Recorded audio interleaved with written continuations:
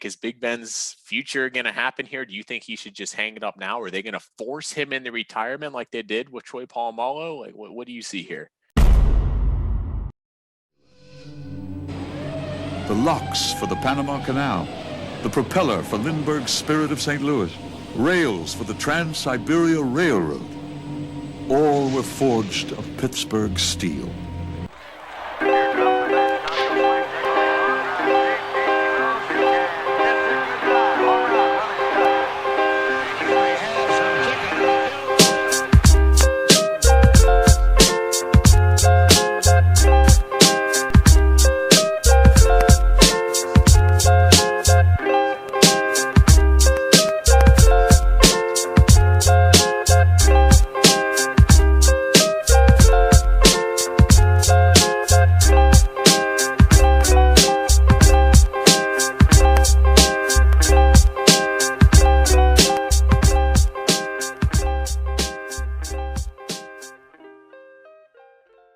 Hello, everybody, and welcome back to The Point, your one-stop shop for all things sports, straight out of IUP and brought to you by The Pen. I am back here, your host, Riley Taylor, here with Brett Marquardt, and, of course, our producer, Sean Seaman. Back to you once again here with plenty on our agenda, as we always have here at The Point, starting off with the future of Ben Roethlisberger, Big Ben in Pittsburgh. Lots of talk going on this offseason with Big Ben. Is he going to come back? Does he have one more year? He's willing to restructure his contract. Steelers GM is not too sure, won't give a definite answer if they're willing to bring him back. They signed Dwayne Haskins, they add Mason Rudolph, all these unknowns. Are they going to draft a QB? We're going to break this down a little bit here and give our opinions on this here. So I'm a firm Big Ben supporter. I have been through it all. And although, he had a very unfortunate performance in the playoffs with all the interceptions he threw against the Browns and kind of that downward spiral, and they couldn't ever really solidify their offense even through their 11-game win streak this past season. I still think that he is our best shot right now, especially with his legacy, especially moving forward, as we don't really know what could be next at the QB position. I think, before we figure that out, I think it's safer to take him before we cut anyone else. But I'm going to flip that question over to you, Brett, here. And what do you think? Is Big Ben's future going to happen here? Do you think he should just hang it up now? Or are they going to force him into retirement like they did with Troy Polamalu? Like, what do you see here? I think he should play next year, but they should be looking for someone new. Because his performance last year was good at the beginning, but like you said, during the playoffs when it actually mattered, he didn't perform that well. And I don't know. I see Brady throwing footballs on the sidelines practicing.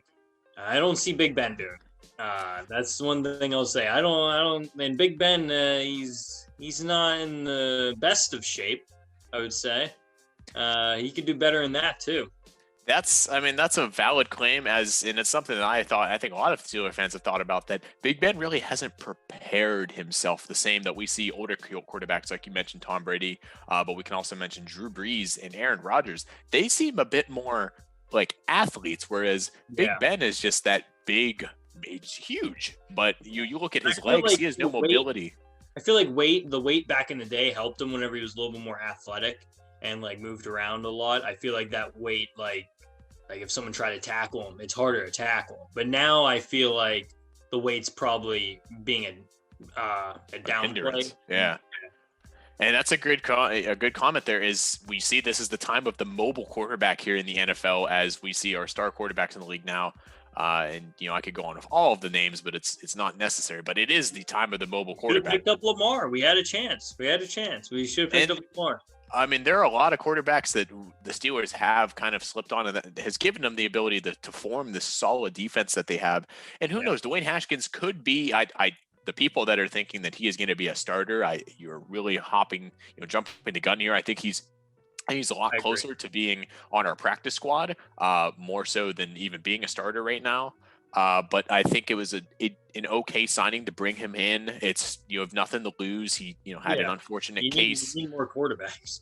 Of course. And Ben's a veteran. He can totally teach younger quarterbacks things if he would. I don't know if he's willing. He wasn't really so willing last year when he was injured. Because I know Brady, he's probably going to try and be. I bet he's going to try and be a coach or something whenever he retires, or like some sort of other sort of NFL position. I don't know if Ben would even think about doing that for the Steelers, even though he has played for a long time. I bet he. I mean, it's really all about playing your role. And as the Steelers look for that next quarterback position, if he is willing to play that role and play, but also teach side by side, that'd be great. It's a shame to see guys like Josh Dobbs just sit on our bench as our third string, and Mason Rudolph, of course, is the backup. But we have this talent that we just don't really know what we have. But as we look forward here with Big Ben in the future, I personally think he's our best bet right now. But as you said, Brett, we have to be looking for those options. I don't think the Steelers have really been stressing to look for those options. We'll see what happens in this upcoming draft. If they choose to draft somebody maybe in the second, third round, as the offensive line is also becoming a concern, because you want a QB, but you also have to give them an offensive line. So it'll be very interesting moving forward. I'm not sure if Ben Roethlisberger going to come. I wish there would be a bit more clarity from the Steelers right now. But as we look forward to this issue, it is kind of all up in the air. And with how accommodating Big Ben is willing to be, I think they could give him a shot. I think they should continue to give him a shot. He has the ability. I mean, he threw for 500 plus yards in the playoff game, just the interception. So we will see how this looks moving forward. I know a lot of people are anxious about this, and I'm sure in the coming months we will have a lot more to talk about with this. And moving on to our second segment here, we're coming at you with another set of topics similar to last week, where we throw 4 NBA topics at Brett and hear his take and kind of pull them apart briefly here. So the first one, as we dive right into it, DeMarcus Cousins is on the trading block right now, and there's a potential reunion. And we've talked about the Lakers a lot on this show recently, but there's a potential reunion forming with him coming back to the Lakers, but also the Trailblazers and the Raptors are out there as potential candidates. Brett, DeMarcus Cousins, where do you think he would fit? He would fit great, just because, well, AD is out right now. He would be great to fulfill that position. But also, people forget that DeMarcus Cousins and Anthony Davis actually played on the same team on the Pelicans, and they were destroying. They were playing so well together. They loved playing together. It's a shame that he got injured whenever he was on the Lakers, but he's back. And hey, if he doesn't get injured, he is a great player, and any team would want him. And there is a lot of talk about he has not been as consistent with the offense as we see. He still has kind of the defense and the mobility that he has, but the offense has not been there as of recently. So it would be interesting to see if there is a reunion and potentially another super team in the West for the Lakers, as you mentioned, AD. Moving on to our next topic here, we have the situation that boiled over the weekend with the Warriors in their game against the Hornets, as unfortunately, the Warriors kind of let this one slip out of their hands but there was a bit of ref talk that we can go through here as the game was winding down, and Draymond Green kind of lost his temper a bit. The Warriors couldn't get a timeout when they thought they could. The Hornets get a timeout when they didn't really have the ball. They kind of cost themselves a huge win here. Brett, how do you take this whole situation with Draymond and the Warriors and Hornets? Like, he got ejected for that. Refs nowadays, they just have thin skin. Like, I remember there was a clip way back in the day. There was a ref literally telling another player to like shut the F up. Like, and nowadays, like, you say anything to a ref, they'll just eject you. You'd be like, oh, you're calling something down. You'd be like, oh, say it again. They will get ejected. Like they like, I'm guessing Draymond just said something to the ref, like, oh, that was a bad call, or that was a bad like effing call or something. And the ref just couldn't handle it. He's like, oh, no, how dare someone would say that to me? We have kind of seen that, as there has been a lot of, and we've seen it in various sports now, as language has potentially led to a lot of calls. It's a horrible situation for the Warriors here, as they keep taking that step forward where they look like they're going to win some games and beat these opponents that are evenly matched or potentially better, and then they just drop off. And you hate to see it. I mean, definitely if they didn't have so many injuries through their roster right now, especially with Clay being out for 2 seasons in a row, it would be a different case. But they really are letting these games slip. And Draymond Green, I mean, we know him as being a guy that has that fight, that has that temper, but in this situation, it's a bit rough to see that getting that double tech. I think I agree with you, was a bit much. The frustration is acceptable there. Like, I don't understand how the refs don't see, oh, we didn't call this timeout. Like, they had the ball. They're allowed to call timeout. Like, they must have just not saw it. Like, hey, the refs have to understand that they get paid millions of dollars to do this, and they're probably really frustrated whenever a ref that gets paid probably very much a good amount of money makes a bad call. And they never like say it too. That's the thing. It'd be different if like after the game, like the refs association for the NBA just came out and said, hey, that was a wrong call. We'll try better. But no, there's no. And it's interesting you make that point because we don't really see that in any sports after these terrible calls. But switching over to our final topic here, we're going to talk about the Lakers once more here, as there was the finals rematch between the Heat and the Lakers, as the Heat take it 96-94. And Kyle Kuzma, LeBron James, they really did all they could. Hatrell coming off the bench as a center came in and put up 18 points himself. But they really seemed to be missing that third piece, especially without AD. And you talked about the potential of DeMarcus Cousins, but they're facing the Jazz tomorrow on Wednesday, and then the Trailblazers, and then the Warriors. Brett, is this kind of going to be the downfall of the Lakers by chance? It's not going to be a downfall just because they've put themselves in a pretty good position. I'm pretty sure they're 22-8 right now. They just played the Nets. The Nets have a worse record than the Lakers right now, but the Nets whooped them. They were up by 11. Yeah, they were up by 20 at one point, and then they finished up by 11. And they didn't even have KD. They only had Kyrie and Harden, and their, I guess, quote unquote, role players. Their depth is not there, but they pulled through. Kyrie was balling on LeBron. He actually taunted him, said LeBron missed a free throw, and Kyrie said, "Now that's your best free throw shooter on your team," which is a little jab, but and it's great to see that, especially with the star players in this league, the two super teams that keep trying to form in each conference, butting heads at each other. But this was surprising to see with how unfortunate the season is for the Heat right now, for them, the Lakers to drop that game against the Nets in such severe fashion, and then followed it up by dropping the game against the Heat. And now they're going to move into the stretch of playing the Jazz and the Trailblazers without, AD as that third piece. It's a really difficult situation for them. And I hate to say it, if I bet money on games, I would not bet the Lakers are going to win against that Jazz team. The Jazz team is so hot right now. I still think once AD gets back, the Lakers will be still the best team. But right now, without AD, they're not looking too good. They are not looking too good. LeBron, he's a great player, but it's a team sport. You can't do it all. Can't do it all. LeBron's never really been that. He's been that type of player that he can do it all, but he's always needed that he has done better with having at least a number two or a 2-3 pair with anyone needs it. Like you see with KD, Kyrie, Harden, like that's a three amazing players that just formed a team. They're like, oh, we'll play together, beat everyone.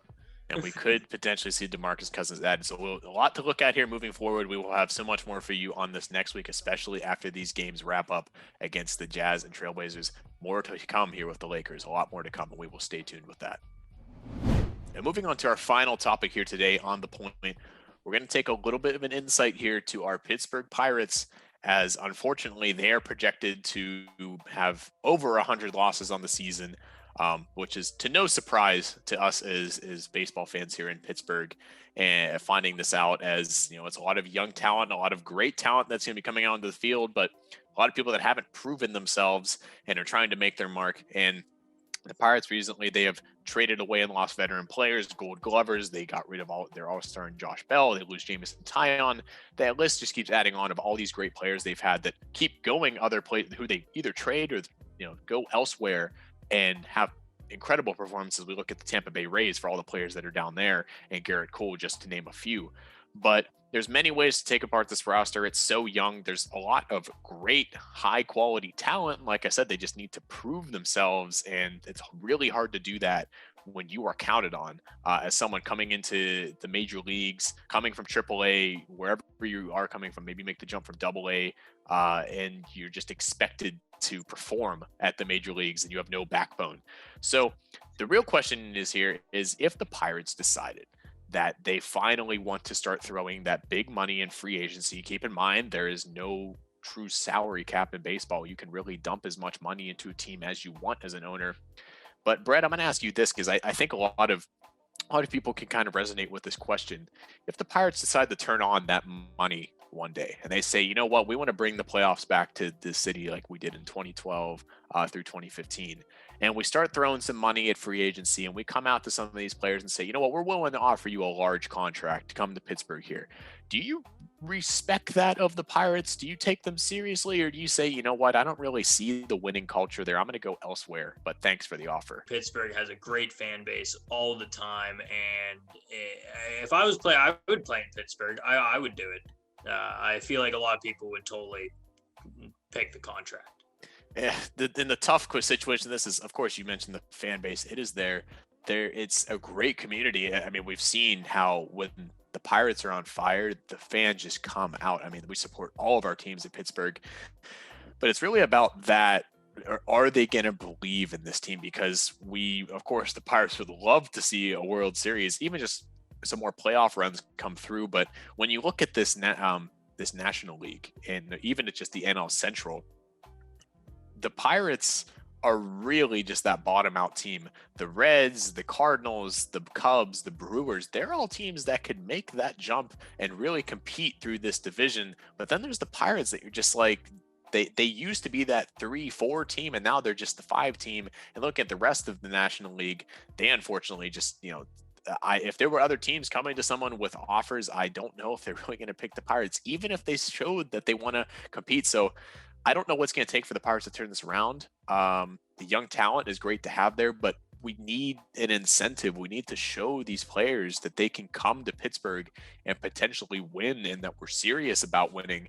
And we're not seeing that so much right now. If all this young talent pans out, that'll be fantastic. It matters if they pay them. But Brett, you're on that train that you kind of, survey your options, but you count Pittsburgh in, but kind of on the lower end right now as a free agent. Well, we'll look at how this all pans out. Unfortunately, they're projected at, a 61, 101, 60, 101 record around their 100 plus losses. As we've seen the Pirates recently, they kind of start slow. Oh, they're heating up all through the midway of the season. They're keeping edge, and then they really tail off later on. So we don't really have our slugger anymore. We'll lose Josh Bell. We hate to see that. Maybe Colin Moran will step up. You never know. But as we look forward, let's hope it's not a 100-loss season. Let's hope it's a really a huge growth season, and we'll have to just hope to the future for these Pittsburgh Pirates. And hopefully we'll have more on that soon for you. Well, everybody, we thank you for tuning into this episode of The Point here. A ton on our agenda again. Make sure you let us know what you're thinking, whether it's about Big Ben and his future, the various NBA topics, especially what happened with Draymond Green over the weekend and the Lakers, and with our Pittsburgh Pirates, what you think could potentially be the winning pieces to get some of these free agents in the door to really build some legitimacy among the Pirates. So, as always, Riley Taylor here, your host, Brett Marquardt, our producer, Sean Seaman, all of us here from IUP and the Pen, and we will see you next week.